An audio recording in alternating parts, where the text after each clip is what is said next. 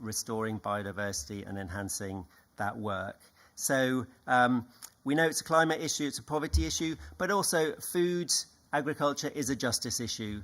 Questions around who decides what is grown, who owns land, who decides what price people get, whether you can actually make a living from the land is a key justice issue, and we want justice to be at the heart of the negotiations and at the heart of our discussions.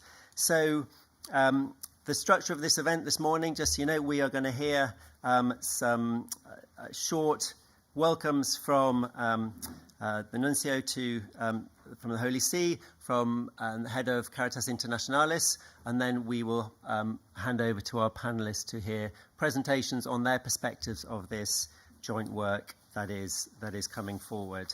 So first of all, I will hand over to Monsignor John Callaracal, the first secretary of the Apostolic Nunciature in Kuwait, head of the Holy See delegation here in Germany. So if you can come up, Monsignor, let's see if we can switch to this microphone.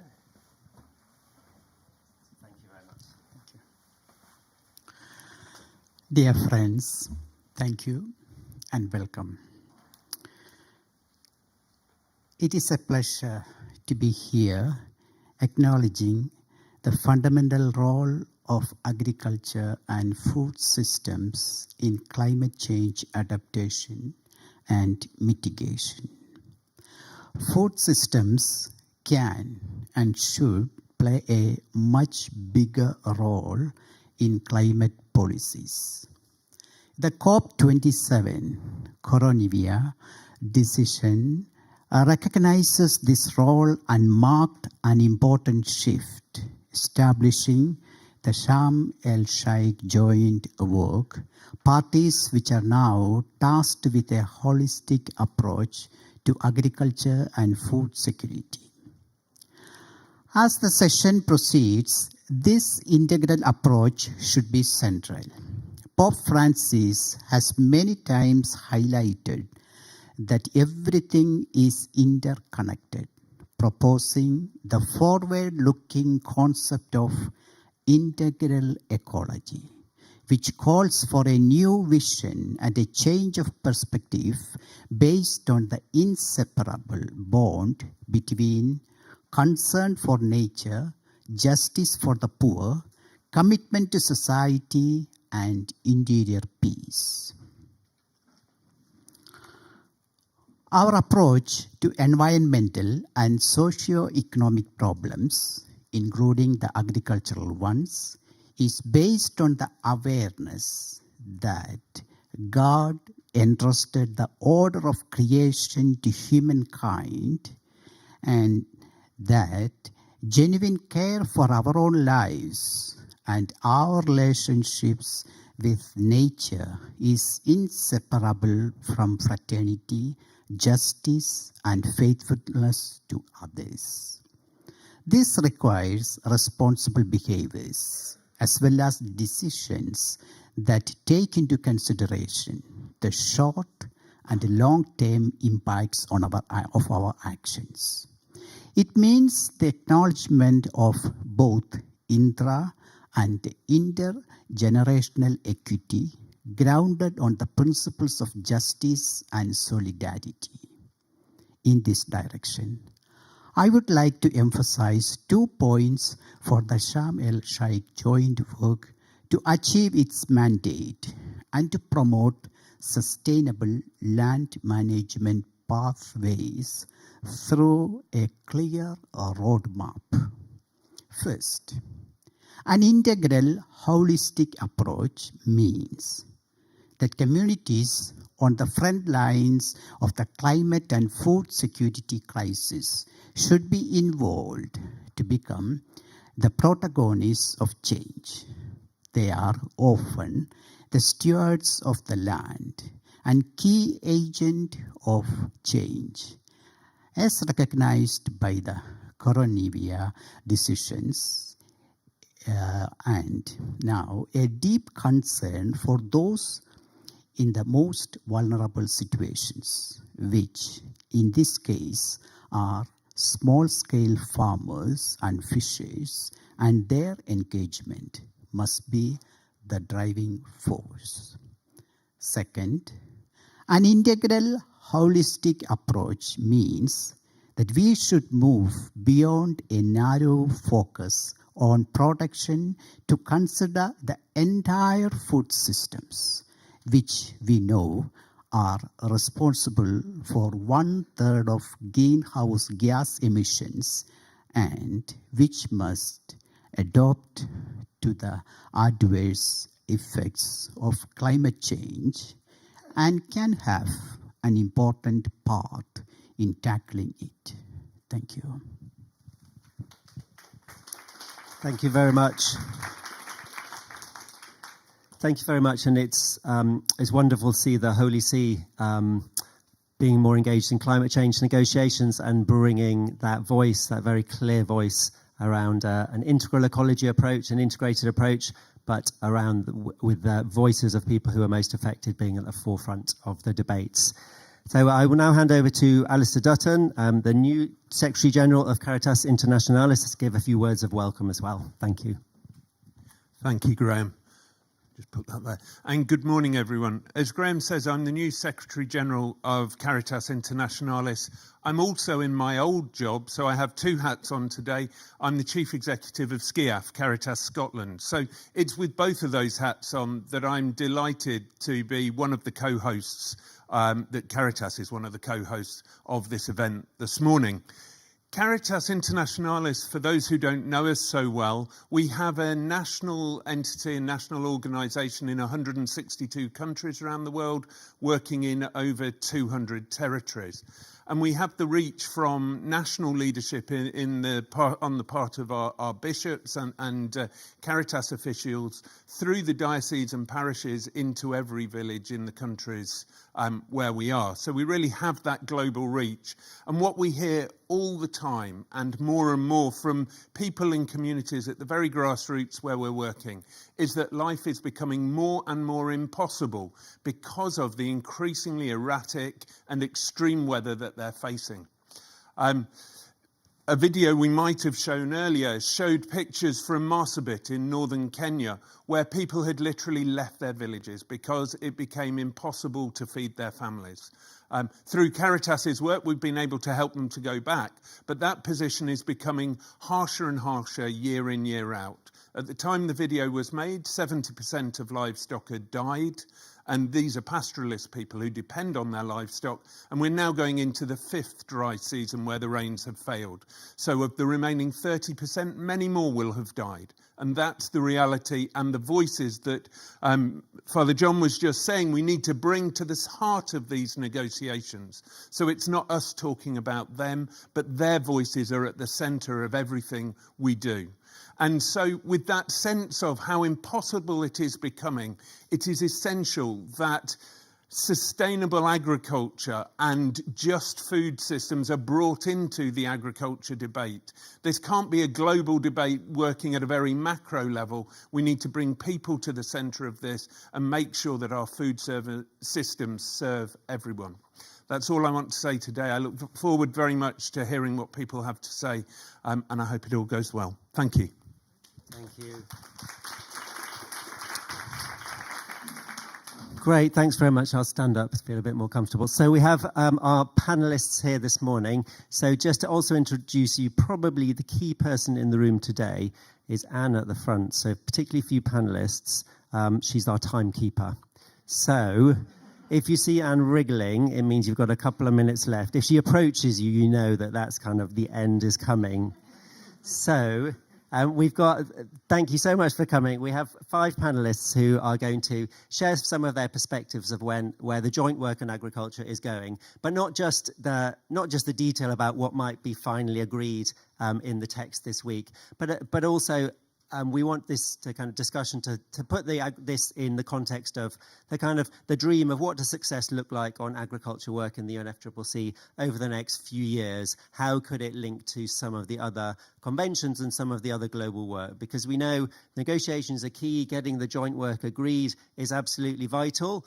But many of the discussions this week so far have been, how does this link up at global level? How does it link up at national level where implementation is happening? So we're very pleased to welcome our speakers. And first of all, I'd like to present Richard Lungu, who's part of the African group of Negotiators, who will share some of your perspectives on kind of where things are now. And so I will hand over to you. Thank you.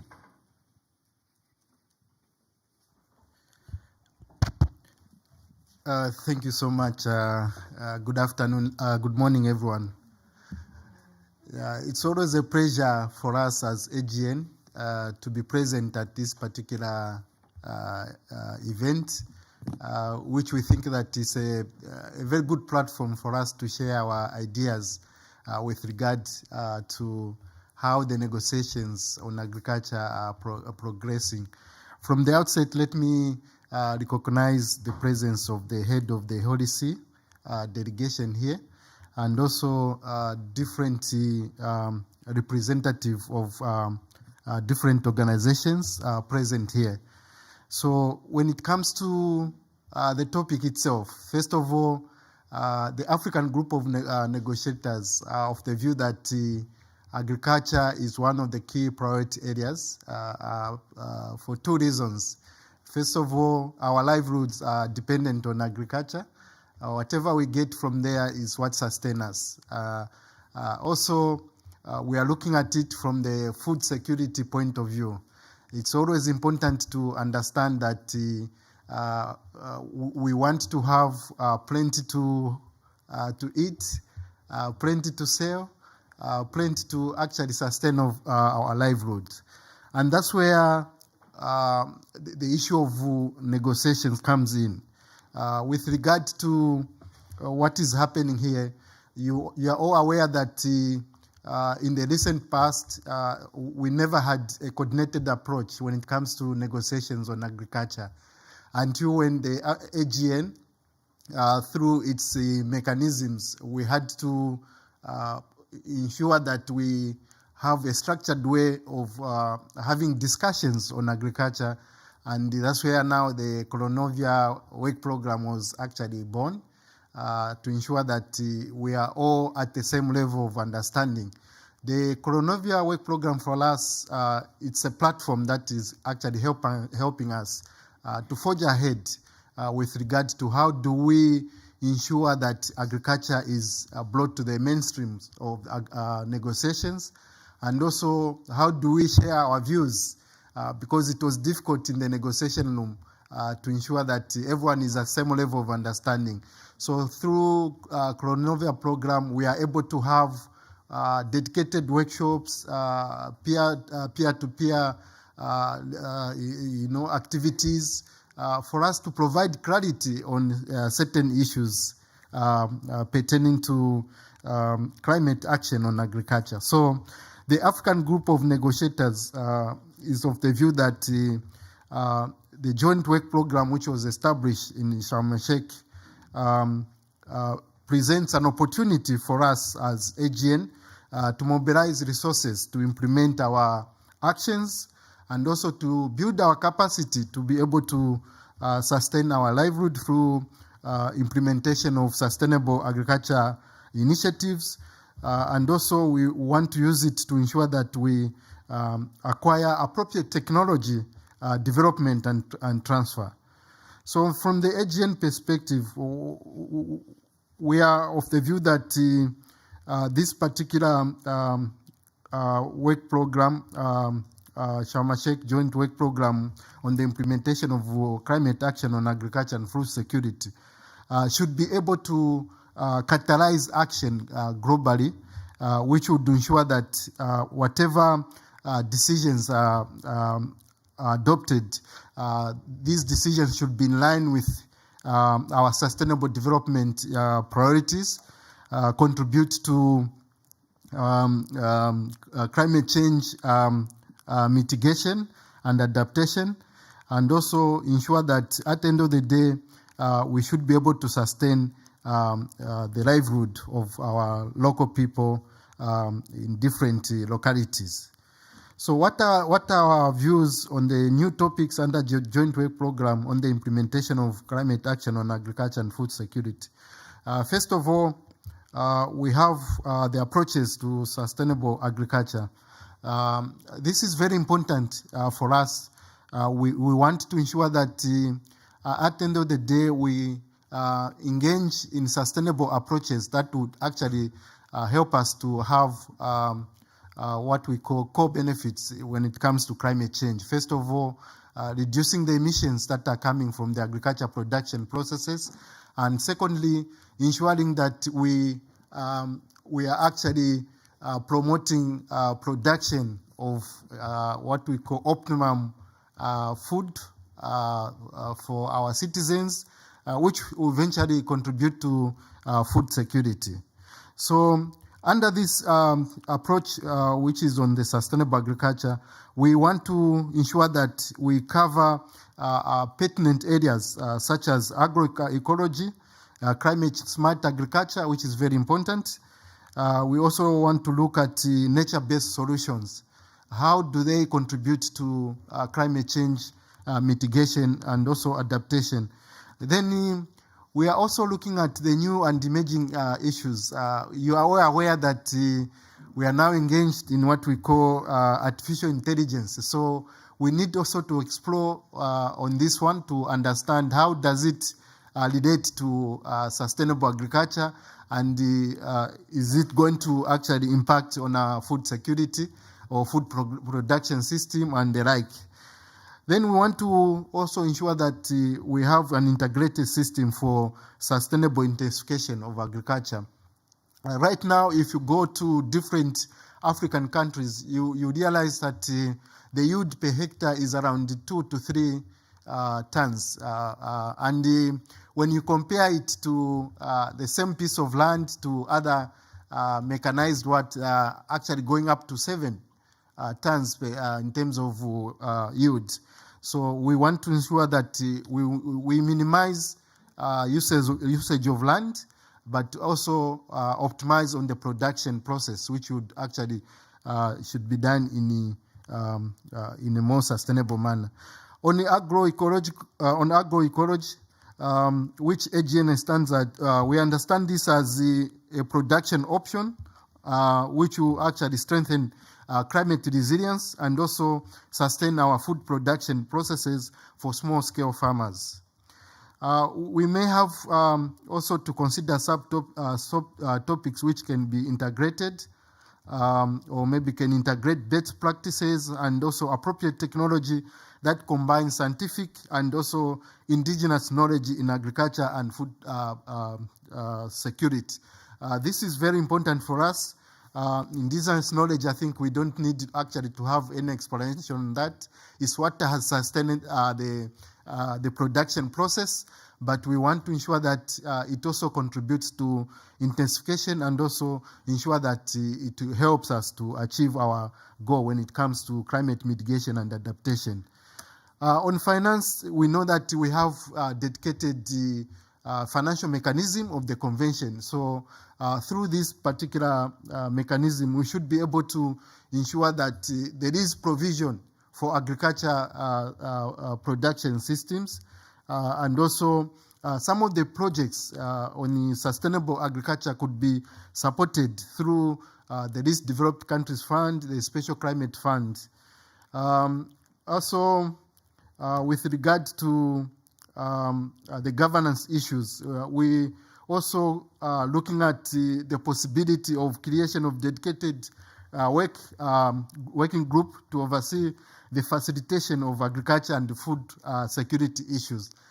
This is very important. We need to have a dedicated mechanism and a framework which will ensure that it helps in terms of realizing the overall vision when it comes to agriculture production or climate action on agriculture and food security. You all know that the COP through decision 3CP27 established the online portal, and this portal was established taking into consideration of the following.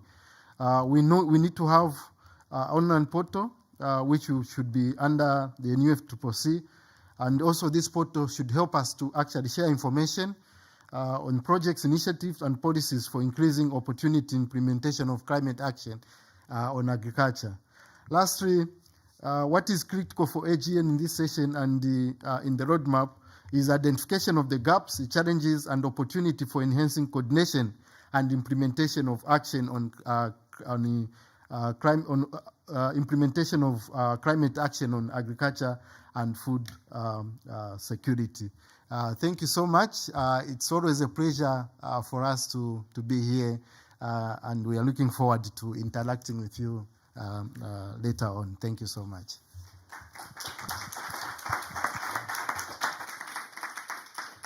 Thank you, Richard, and thank you for keeping to time and for very clearly outlining the position and the objectives and aims that you have at the moment. I'm going to resist commenting as we go through, but just one thing to raise.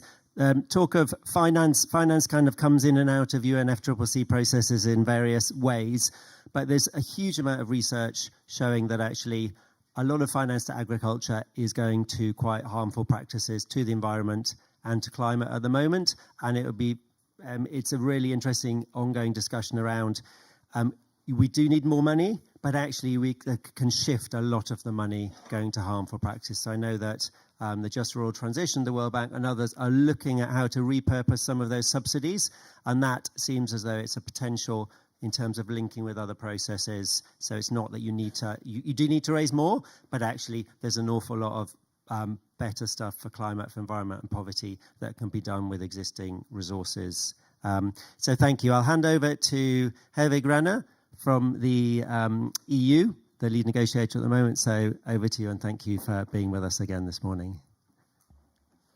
Thank you for inviting us and myself. And firstly, to say that you work with people in need. This is a very important job. The EU also supports or tries to support as much as we can people in need. So we see when you talk to us that there are certain areas that we need to focus on more also in this group setting that we have here at the negotiations. And that would include issues relating to access to food, food security as such. We also understand that it's very interesting to move into a wider food systems approach. The EU does it already. We had a communication out on, for example, the Farm to Fork strategy, which is under the umbrella of our whole Green Deal and the climate law that we have in place. We also have reformed our own common agriculture policy to try and be a bit more sustainable.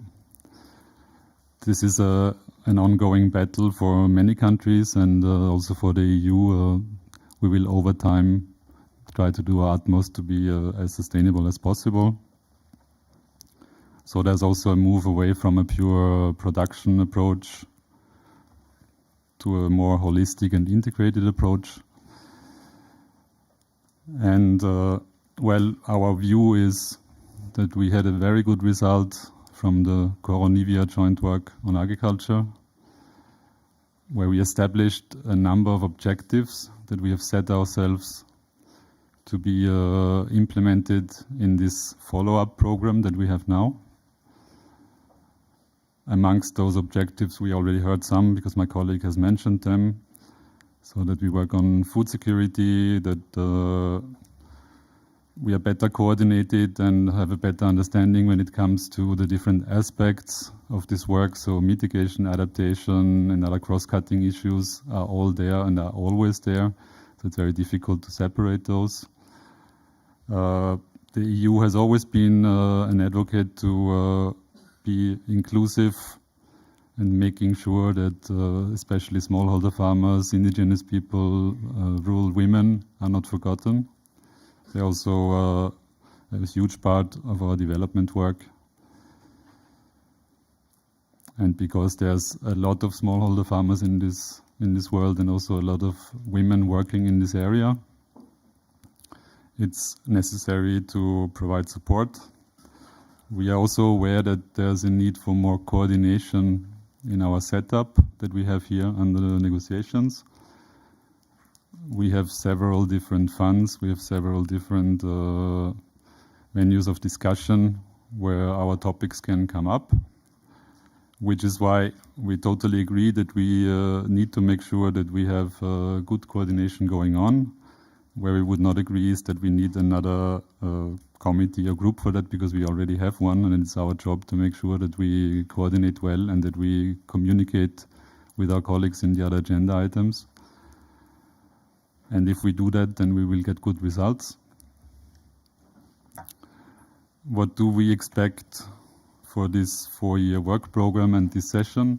Well, the first thing we have to achieve is agree on a structure, kind of a roadmap or any other word you would want to use for the structure, so that we know that what we will do at every session, that we have a time plan ahead, that we don't run into the risk of running out of time, so that we can treat all the important subjects and topics that we agree on. We also have to make sure that what we do leads to better implementation on the ground. And that would include having more information on how to access funds, having more exchange on best practices knowledge, can also touch on technology, making sure that this online portal that we want to establish is useful, is not duplicating portals that already exist. So if there's something that we can make use of or combine, that would be the ideal solution. We do not have to reinvent the wheel because there's already quite a lot of work being done outside. What we also have to do is send messages to the outside world, because we will not succeed in doing everything within the framework of the UNFCCC or in our small expert group. What we can do is put the finger on important topics, propose solutions, try to motivate also outside actors to follow whatever we produce as results and recommendations. And we have good examples that this can work. We had the World Bank and other international organizations reminding us basically at every session that it is important what we do here, and it might influence the work that they are doing. And it's also through this avenue of work that you can influence action on the ground. We also want to make sure that all parties get the right information and can help each other when it comes to implementing or setting up policies in their own area, in their own country. We know it's not easy because we have been doing that for quite a while in the EU. We also are aware that we have very little time if you look at IPCC reports. So climate change is happening a lot faster than people thought. Right now in the EU we have a number of countries that face severe droughts. So we totally understand the plight of people in the global south and the impacts that they are facing. And we hope that what we do here will lead to larger efforts of everybody to make agriculture more sustainable, which will also mean that people that live from agriculture will have a more sustainable income and livelihood. It will lead to better food security, and it will also lead to a better quality of the environment.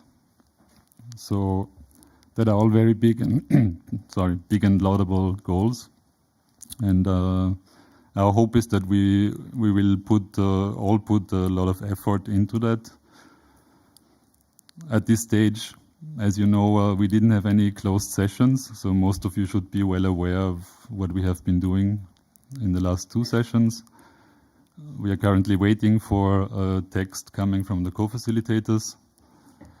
Once we have that text and parties have studied it and prepared, then we'll go into the next session.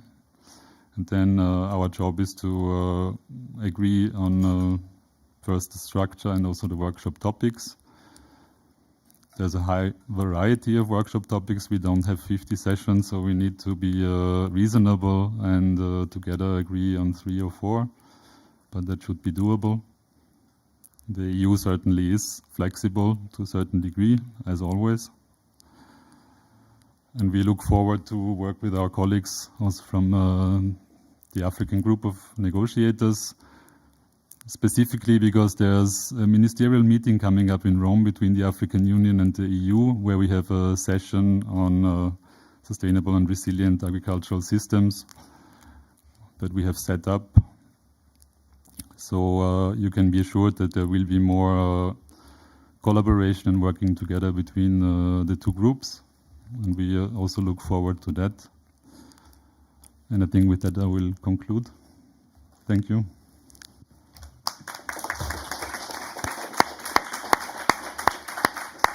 Great, thanks very much, Herwig, for coming within time, so though we've caught up a little bit, which is great.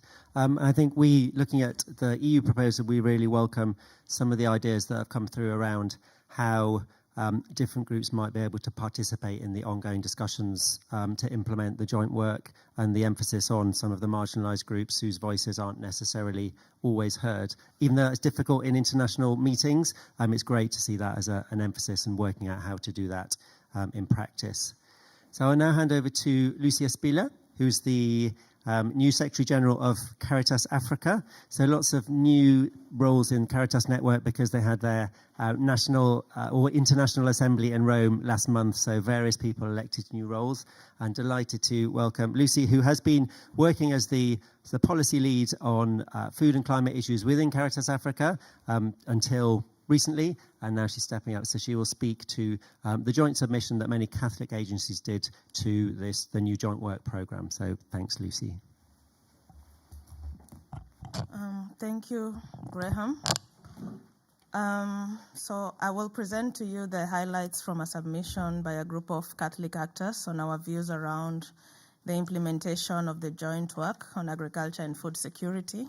We're very happy to hear the convergence with the views of the EU on taking into consideration the role of the women, smallholder farmers, and also the AGN thinking of agroecology as an entry point for us to look at food production systems in an ecologically sound way. So as a way of background, the Catholic Church, through its structures, they include Caritas, religious congregations, and also charity institutions. We work closely with communities, and we do some work around setting up farmer field schools, facilitating community-led approaches to climate change mitigation and adaptation, and also doing public policy dialogue. It could be at the subnational level through the parishes or the dioceses. It could be at the national level through the National Caritas, at the regional level where I work, at the continental level, and then also at the global level in such spaces. And we made a submission on this Sharm el-Sheikh joint work, informed by our experiences in the work we've been doing for some time. And we are very happy with the milestones that were achieved at Coronivia, from the discussions on Coronivia. And we were happy to see the mention of agroecological principles in that text from COP27, but we still feel much more can be done. So we've been following the negotiations, and we are seeing some of the discussion is about the workshop topics. And on our end, we just want to highlight 2 topics for the negotiators to consider going forward. We saw a number of subtopics listed yesterday, and we hope that a workshop on the role of agroecology in climate action may be taken into consideration, just to pay attention to what the IPCC is talking about, and also for us to also reflect on land-related solutions that best support climate change adaptation and mitigation, while also combating issues such as land degradation and biodiversity loss and food security. You heard what the Secretary General of Caritas Internationalis talked about, the context of Marsabit, where people have lost their livestock. So how do we enhance food security? And also, this topic on agroecology not only addresses these biophysical issues, such as soil and biodiversity and animal health, they also take into account the issues of social justice, which is important. And we want to see the empowerment of women, small-scale producers, and also to see their increased participation in decision making at all levels, including here the UNFCCC. Another thing that we were happy to see yesterday when we participated in the discussions was fisheries. And so we want to see, yes, this workshop on the role of blue foods in climate action, because fisheries and aquaculture, they produce about 20% of the animal source protein consumed by over 3 billion people. And we cannot achieve Article 2 of the Convention of the convention or the mandate of this joint work if we continue to leave blue foods out of this dialogue. And so if we think about a workshop on blue food, some of the areas that we could cover is the impact of climate change on aquatic food systems and food security, then the role of small-scale aquatic food producers in shaping climate resilience, and also localizing this issue and decarbonizing aquatic food systems for climate change mitigation, with core benefits for adaptation and sustainable development. So this is a particular issue that we need to think about integrating. And now, as we think about workshop topics, we must also play emphasis on implementation because it's about implementation. After going through all these issues, how do we ensure that we are having sustainable food systems? And so financing, where should the money go? So we need to recognize that climate finance is crucial in the implementation of climate action and agriculture, and we think that the money should go in to food systems transformation. You may have heard what Graham mentioned, that sometimes the money goes towards interventions that are harmful. And so let's think about interventions that will be environmentally friendly so that we can facilitate producer-led education and training, to support farmer-managed seed systems, and to also to strengthen their their adaptive capacity and resilience. And also, let's look at community-led research. There's so much we can learn from local communities and some of the development programs and the information that is coming from that. So if the financing could go there, it will be a good thing. And in terms of the governing structure, we've had also the views of the EU and the AGN. And for us, whatever coordination mechanism is set up, we want it to also take into account the views of small-scale food producers. And as church actors, we have been engaging with the local communities, and I'm sure different civil society actors have similar experiences. And so if this process is inclusive in this coordination mechanism, we can ensure that we are taking into account diverse views. And also we are keen to learn about how this ongoing work links to the work of the UN Community on World Food Security. And lastly, we also want to emphasize that we should take into account the women's rights in food systems, representation of young people, and also the representation of women also in these decision-making processes. Thank you. Great. Thank you very much, Lucy. And I think one of the things, just picking up on Lucy's presentation, one of the things we have seen in the discussions is the question around on agroecology. Is agroecology, is it one approach amongst many, or is it an overarching framework and a way of approaching food systems transformation? I think in the joint application or joint submission, we argue that actually there's increasing evidence to show that it is an overarching approach because it has justice at the centre, because it has community voices, because it has local ways of organising, and it's not a question of agriculture, agroecology versus food security. Actually, it's a route towards food security in terms of it's adaptable. It can support climate resilience. It's around building local markets. It's an approach that can help transform food systems in whatever country they are, in locally adapted and locally led ways. So that's why in our submission, in the joint submission, it was putting agroecology as a framework of approaching how we think about food systems transformation, recognizing, as we do in all of these conventions and discussions, that actually that no top-down approach will ever work, nor should it. It's all about local-led, bottom-up solutions around different seed banks, promoting genetic biodiversity, soil health, by recognizing that actually a key part of agroecology is also about increasing production, which increasing evidence shows that it does, increasing farmer incomes and strengthening livelihoods. It's not improving the environmental side, and the decision making should not and is not, in fact, through evidence, at the expense of increasing livelihoods and long-term sustainable incomes. So, sorry for abusing my role as chair, but anyway, a long linking to Liva Kaure from the Food and Agriculture Organization, who's the Natural Resources Officer in the Office of Climate Change, Biodiversity and Environment. And so thank you for being with us, Liva. And do you have a presentation that we're showing? Who is going to, are you sorting that out? Can I just check from the back, or is it from the front? I can go through also without. Well, I think we've got it ready for you, so we can get it up for you. So.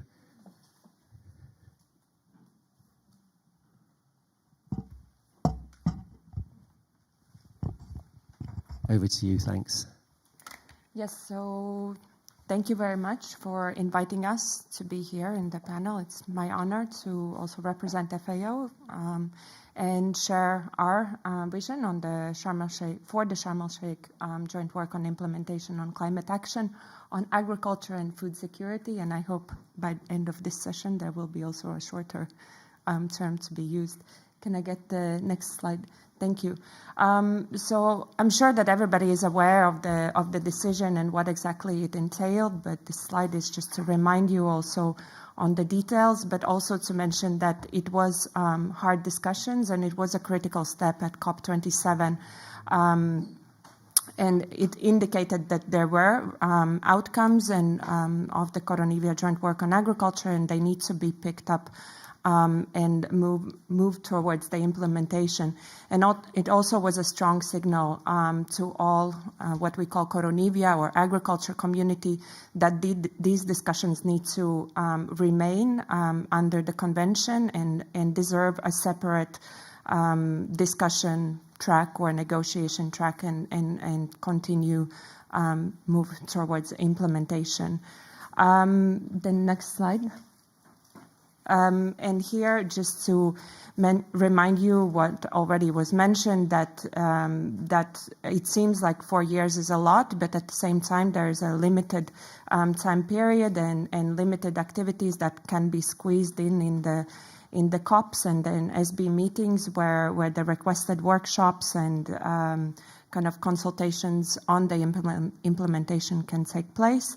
So basically, we have 3.5 years left and reporting back in COP31 by 2026, and then 2 COPs in between and 3 intersessions in between. So next slide. Sorry, I'm just jumping quickly not to overlap. And then just going more to the details of FAO's vision, so of course, as you all know, there were parties and observers were invited to share their views on how the new joint work should be implemented and what should be the elements of this joint work.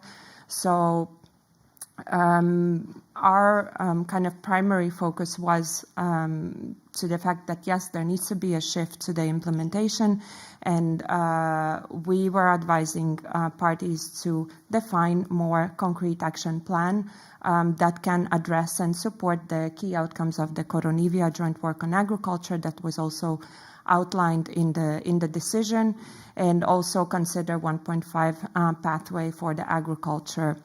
We were also looking into other work plans that had been developed under the convention and other work streams. So we would like to see that the work plan or the roadmap includes kind of or follows the logical framework with outcomes and outputs and smart activities that define clear roles and responsibilities, and also kind of has that clear vision what you want to achieve by specific workshop or whatever activity that the countries agree on.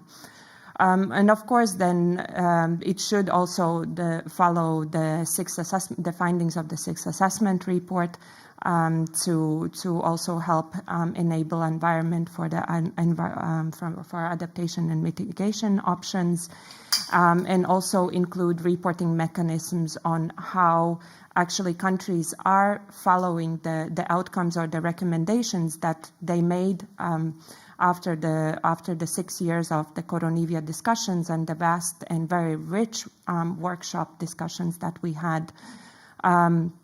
So the work should also focus on follow-up kind of Coronivia process or Coronivia outcomes. Thank you. So then we also went through the paragraph 14, which was outlining the objectives of this new joint work. So obviously we are supportive of all the 7 elements that were listed in the paragraph 14. So of course the holistic approach will help.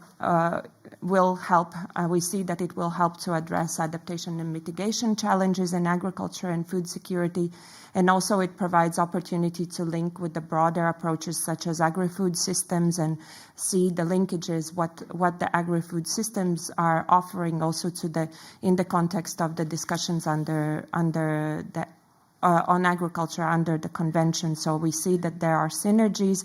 Not necessarily all the concept needs to be picked up, but we see that there are topics that could be very beneficial for countries to explore under this joint work. Then in relation to enhancing coherence, synergies and coordination, we strongly support, and as already colleagues have been highlighting, that there needs to be a stronger collaboration between constituted bodies, existing mechanisms under the convention. We saw how good work it was done throughout the Coronivia joint work on agriculture, that the constituted bodies were invited in all the workshops, but at the same time we feel that there is a need for capacity building and strengthening also of the parties, engaging not only that the constituted bodies join the conversation throughout the workshops, but also that the countries and also the whole agriculture community is using all the opportunities that the mechanisms are offering under the convention, and to engage in the processes in the agriculture-related workshops. And for example, want to mention under tech, currently there is a dialogue on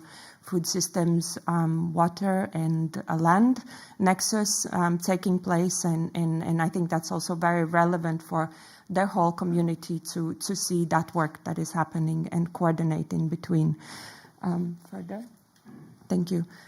In terms of the support and technical advice, as FAO, of course, we've been doing the support to countries at various levels. At the country level, providing guidance and support to implement, to define and implement national policies, to improve the decision making, and to help countries to improve the decision making, and at the same time also supporting countries here within the UNFCCC. And of course, we will continue doing that, and we hope that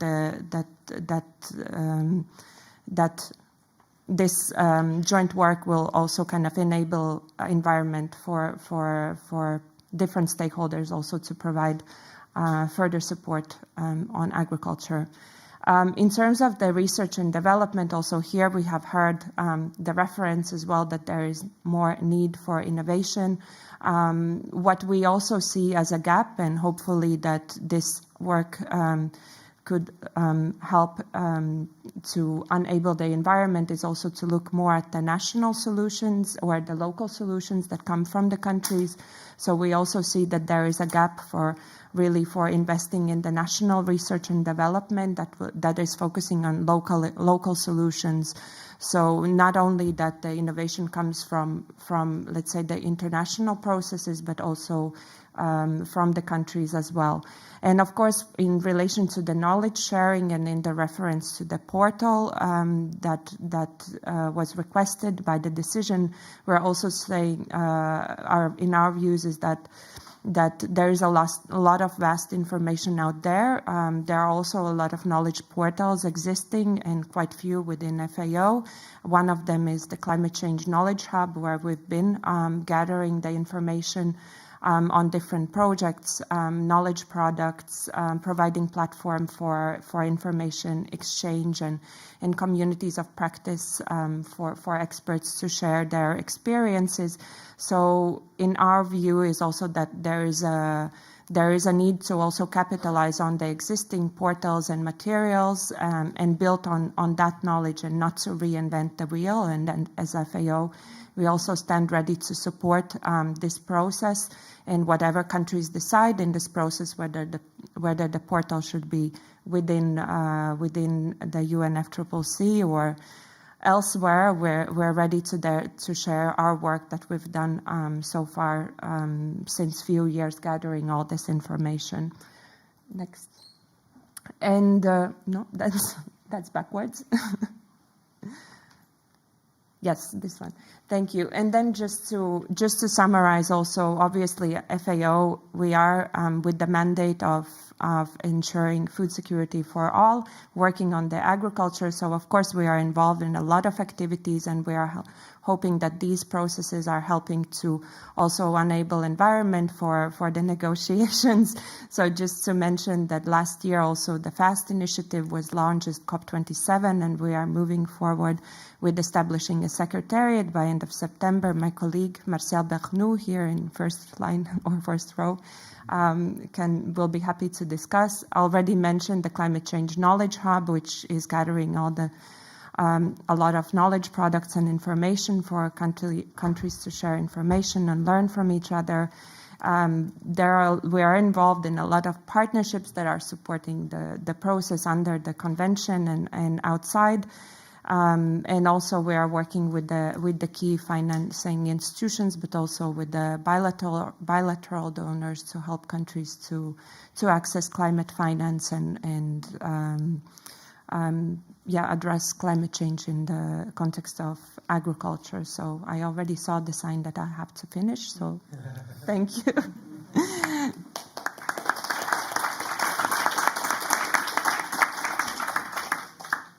Great, thanks very much, Liva, for your presentation. Very clear proposals and ways of working through the international system there, so it's great to have that as complementing the other presentations so far. So we'll move, our final speaker is Gianni Riou, representative of IFAD, working on climate finance agriculture. So I think you've also got a few slides here, is that right? So over to you, Gianni.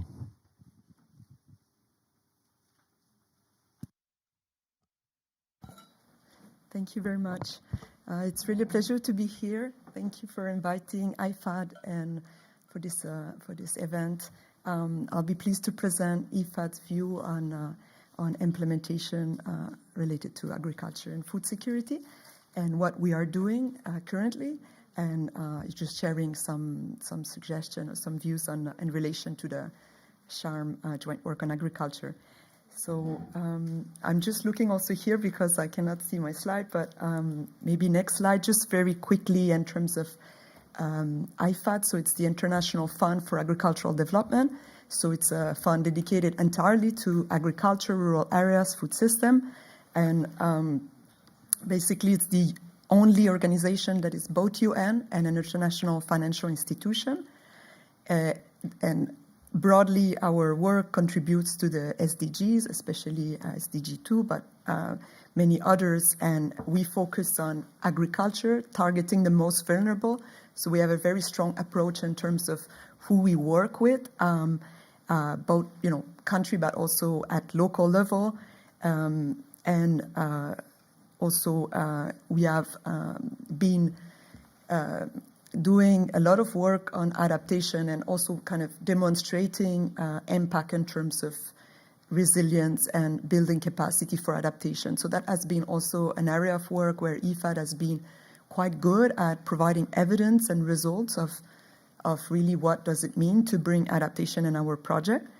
And then we work through government and most of our investments. So that's where also the work, our investments really focus like on the ground, working with local communities, but there is also a connection with the national level enabling environment as we work mainly through governments. And then, we also are very conscious of using our funds to leverage other finance. And we've been quite active on blending finance, both with domestic, with climate finance, and also with the private sector. So if we go to the next slide, also very quickly in terms of IFAD, during the period of 22 to 24, that's our current IFAD 12 period, we will be investing 11 billion to double our impact to reach 40 million people by 2030. So you see that how we work in terms of the IFAD core resources and other additional financing that we bring in. And then we work with partners and also in policy and knowledge, and then that's the types of impacts we're looking at on increasing production, food security, market access, incomes, and greater resilience.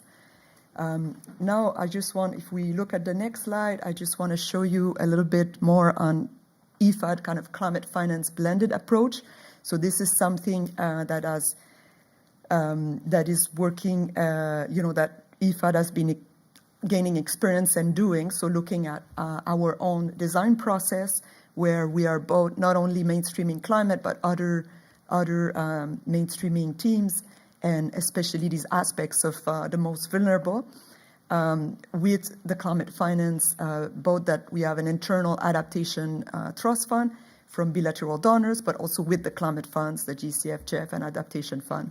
So through that process, we include NDC analysis as part of the country strategy that we're doing with each country where we're planning investments. So 100% of our country strategy include an analysis of the NDC in terms of the climate impacts and the needs and climate action that are prioritized. Then we have 40% of our core resources that are climate finance, and 90% of this is adaptation. We've been always focusing on adaptation, but recently we thought, let's see how we're doing on mitigation. So we did an analysis of the portfolio, and luckily it's a net carbon sink. So that demonstrates also the strong synergy between adaptation and mitigation and agriculture. And then, as I've mentioned, we've been also very active in blending with additional resources from the climate funds, from our own ASAP program for smallholder agriculture. And then we always integrate aspects of our other mainstreaming teams, so gender, youth, indigenous people, and nutrition, with also our climate investments. So this is a bit on the approach. And now if we look at the next slide, this is very quickly just examples of climate investments that IFAD has been supporting and the last decade. So next slide. Others, so we work in all region in developing countries. So that gives you a bit of examples of what we've been what we've been promoting, and this often was done initially maybe through some grant financing from our ASAP trust fund or from working with the climate and environment funds, but after it's been also picked up and IFAD investments and the next cycle and upscale and mainstream also within government programs. So that model of upscaling, let's say, has been proven successful. If we go to this slide, so I wanted to take also just to explain a little bit in terms of our view of the Sharm joint work, and I think as we've mentioned in the submission and as part of our mandate and investing in rural people, for us, it's important to keep an emphasis on the most vulnerable, with focusing on small-scale farmers, women, youth, indigenous people. Also to look at community-driven development that empowers local communities, farmer organization.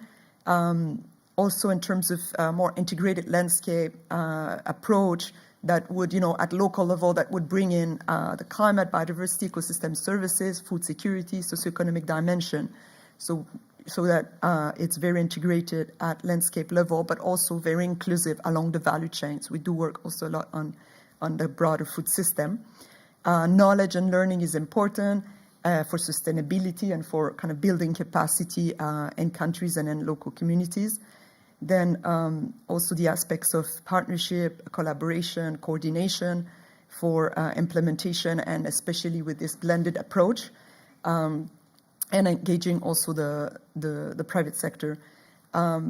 Last point I want to say is just on promoting environmental, enabling environment for climate-aligned and nutrition-sensitive national food system investment pathways. So here, there's a lot of things that could be done, but you know that first of all, if we look at agriculture or food system, there's a need for greater coordination and country and programming capacity, so to link with the investments. That's kind of the missing pieces. There's a lot of discussion, but it's not necessarily linked to how investments are done and practice.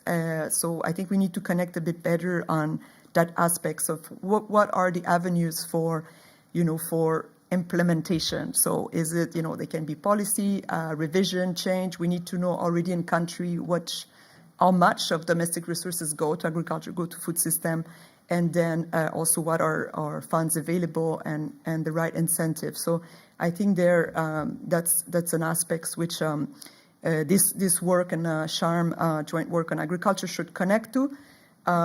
Sustainable agriculture is a thematic that can include many of the more integrated approach, agroecology, climate resilient agriculture. So it's a good umbrella to discuss good practices. And I think the third one that I'd like to mention, it's the targeting aspects and the most vulnerable, as we mean it, and IFAD is for making sure that we're supporting the most vulnerable. So I will stop here and thank you very much. Great, thank you very much, Jenny. And thanks for kind of introducing the climate adaptation, climate finance adaptation focus as well, which is obviously so linked to all discussions around food systems transformation. So we do have a few minutes left for questions. Do we have another roving mic, or is this the one we'll need to use?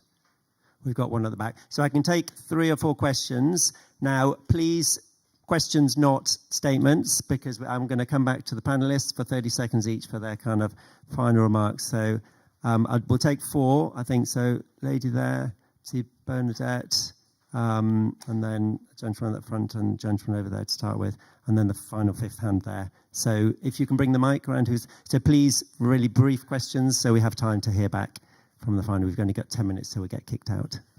I'm climate change consultant to the Maryknoll Fathers and Brothers. My question relates to the World Food Forum in October. Do you have any hopes of a positive outcome to this exercise, and what will happen after that? All the agencies... Could I leave your question at that? Is that all right? Just so we've got time for everyone else Can I just finish my sentence? Okay, yeah.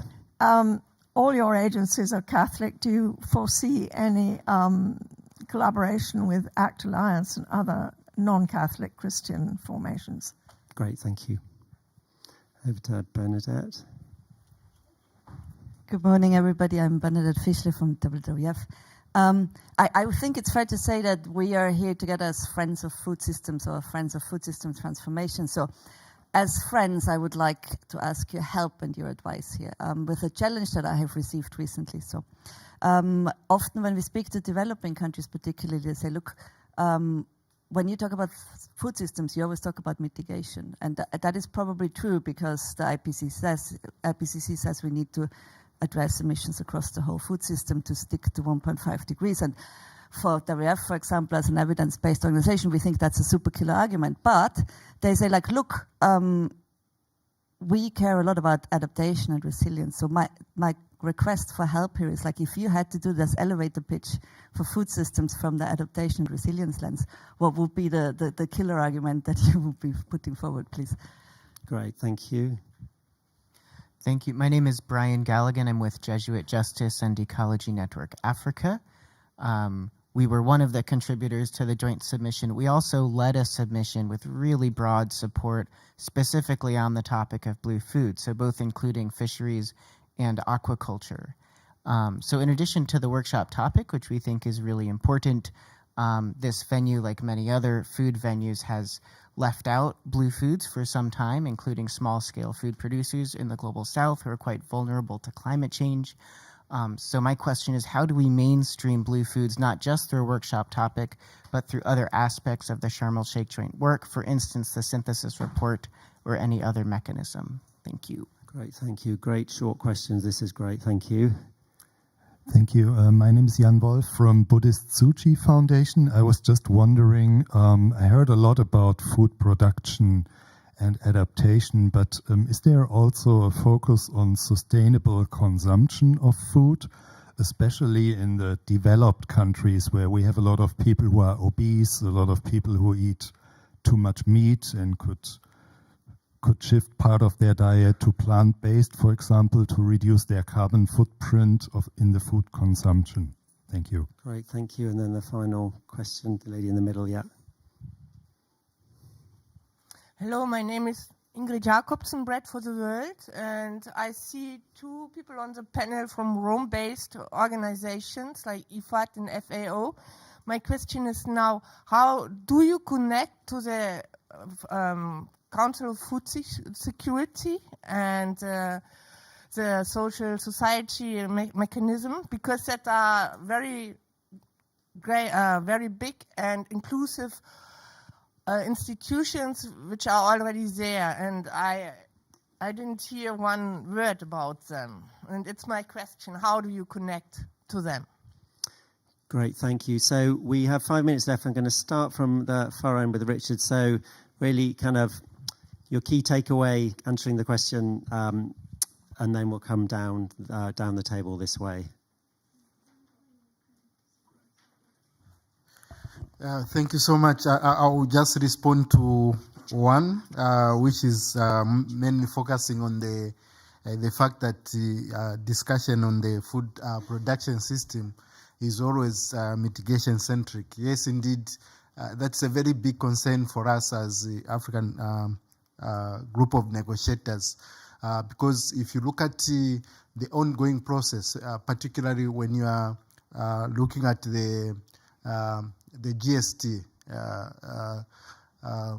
that one is considering the collective efforts in terms of all other thematic areas, not only to focus on one key area. So in the adaptation aspect of food production system, we need to look at how this system have been actually facilitated to remain resilient, so that at the end of the day they contribute to production, sustainable production of food, and also ensuring that they are also responsive to the environmental imperatives.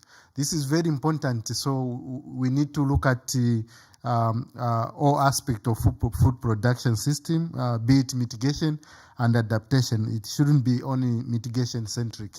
So this is what I wanted to just add on this particular one. Great, thanks, Richard. Carry on. Okay, on the food systems, to be brief, we are not only talking about mitigation. In agriculture, it's very difficult to separate. 99% of all the measures do both. That's the EU view. So we would always see this as a combined approach on many different aspects. My brother is a farmer. He doesn't get up in the morning and say, today I will do some adaptation. So that's why we shouldn't focus on such artificial separations too much, at least not in this area. The other question on mainstreaming blue food, well, we had this topic pop up in our discussions. What we can say as the EU is it depends also on how you introduce it. Is it part of a discussion on food systems? I worked on fisheries before. Fisheries as such is difficult to talk about climate change. Blue food production, aquaculture and so forth is a different issue. So the question is, what would you really want to talk about? And we will tease that out over the next couple of days. Thank you. Great, thank you. Eva? Thank you. Yes, so in regard, again, to the food systems, adaptation versus mitigation, obviously we all know that land use and agriculture is the only single sector that is offering both. When implementing adaptation activities, often it offers mitigation co-benefits and vice versa. But at the same time, according to the latest IPCC, we all know that adaptation has certain limits, and if there's no mitigation, it will be hard to adapt to the impacts of climate change. So that would be short answer to Bernadette's question. In relation to the Rome-based agencies and CFS, and I'm sorry I didn't mention that is referenced in our submission as well. As FAO and IFAD, we work closely with CFS. The Secretariat is based in our building, so clearly we collaborate, we participate in their meetings, and we also contribute to their reviewing mechanisms on the knowledge products. And our advice is also not only the coordination within when the parties are looking into the Sharm el-Sheikh work program, not only looking into the opportunities that the Secretariat is offering under the constituted bodies, but externally as well. And CFS is one of the key, let's say, mechanisms that is looking into the food security issues. So definitely there's a lot to explore, and hopefully through these synthesis reports it all will, and whatever mechanisms countries will agree on how to move forward, that will be the way also to explore the other opportunities.